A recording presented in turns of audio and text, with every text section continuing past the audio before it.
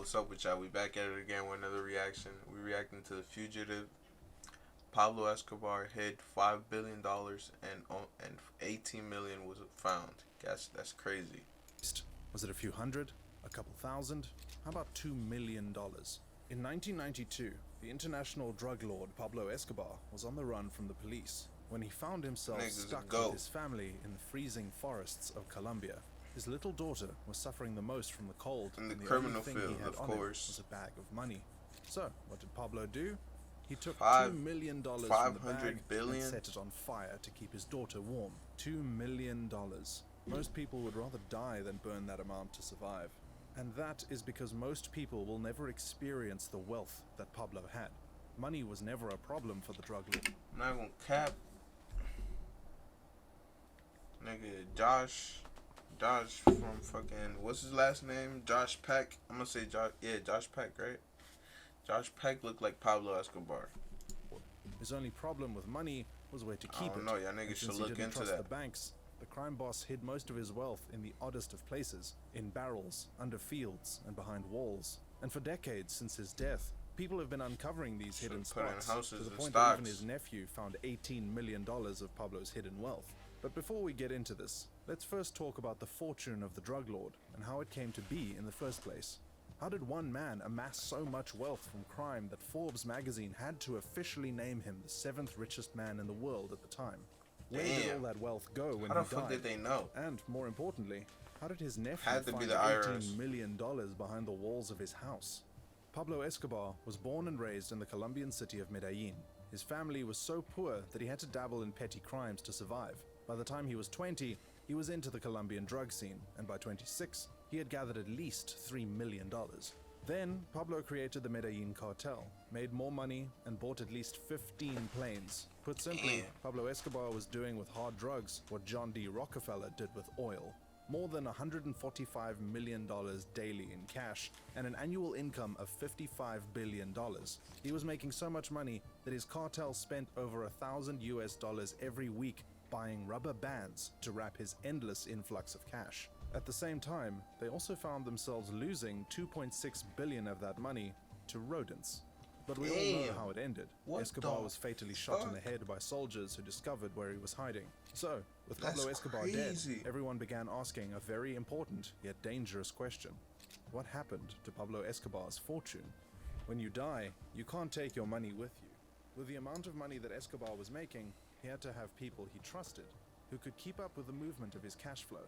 And those two people were his oldest brother, Roberto Escobar, and his immediate younger sister, Alba Marina Escobar. These were the only two people he trusted. There are three ways of categorizing Escobar's wealth, and we will tell you exactly where each and every one of them went. The first category includes his liquid assets, his cars, money, mansions, clothes, amongst other physical material items.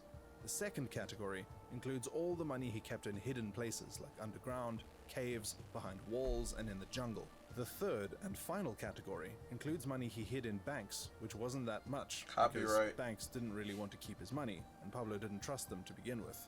After Escobar's death, his drug empire, unsurprisingly, fell apart. However, his family didn't get much. The wealth that they had was shaken off them by rival cartels as they sought to decimate what was left of Escobar's legacy. So, they spent most of their money on security. At one point, they had to buy out an entire hotel floor so that no one could sneak up on them. Even the government had to step in by filling the hotel with guards that would protect them from Pablo's enemies. But with time, this became too expensive as their money began to run out. To make matters worse, Pablo had not written any will or left any inheritance for his family. They were forced to make do with whatever they could find from the first and third category of his wealth, which wasn't much because other cartels, different governments, and even the local population of Medellin had looted, seized, and stolen what they could from it. The second category was where all the money was. That's Pablo had crazy. billions of dollars hidden all over Colombia, but there was one major problem. No one had any idea where the hidden spots were. There was no This nigga map for here. Escobar's hidden fortune because the drug Fucking lord had a treasure habit of hunt. killing the henchmen he sent to hide his loot. Pablo Escobar would instruct them Got to shrink niggas his going money on a treasure and hide hunt it and by shit. burying it, or keeping it in underground bunkers, or stashing it in caves. And when these henchmen reported back to their boss, he had them killed. That way, he was the only one who knew where the money was hidden. He didn't even tell his trusted siblings where he kept the money. It That's was all in his crazy. head, and was only divulged on a need-to-know Nigga, basis. that's crazy. So, Till I today, would not want most to of the deal with money that he hid nigga money away then. has not been found. However, that doesn't mean there haven't been discoveries. In November 1989, while Escobar was still alive, someone mistakenly dug up $5.3 million that had been stashed in 3 plastic cans and buried. The year after, another person found $26 million, along with 150 kilograms of gold bars. Damn. 20 years later, Instantly in rich. 2009, someone else found $6 million in the jungle where Escobar had created several cocaine factories. That same year, $10 million was again found hidden at his Hacienda Napoles ranch that had become a museum of some sort. Niggas Then, looted a him. 65-year-old farmer found Crazy. $600 million Oh buried my in hundreds gosh. of barrels in a field where he was digging to start a $600 palm olive million. plantation. He turned everything over to the police.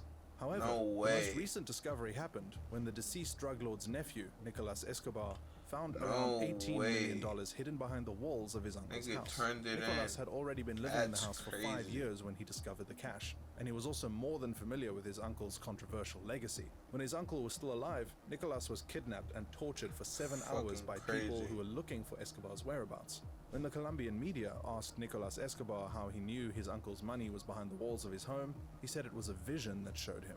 While this might sound sketchy, Nicolas explained that his Cap. uncle had used the house The as a fuck is hideout in that? the past, and this was not the first time he was finding money in one of his hideouts. Nicolas also found a typewriter, a gold pen, satellite phones, a camera, and a film roll that had not yet been developed.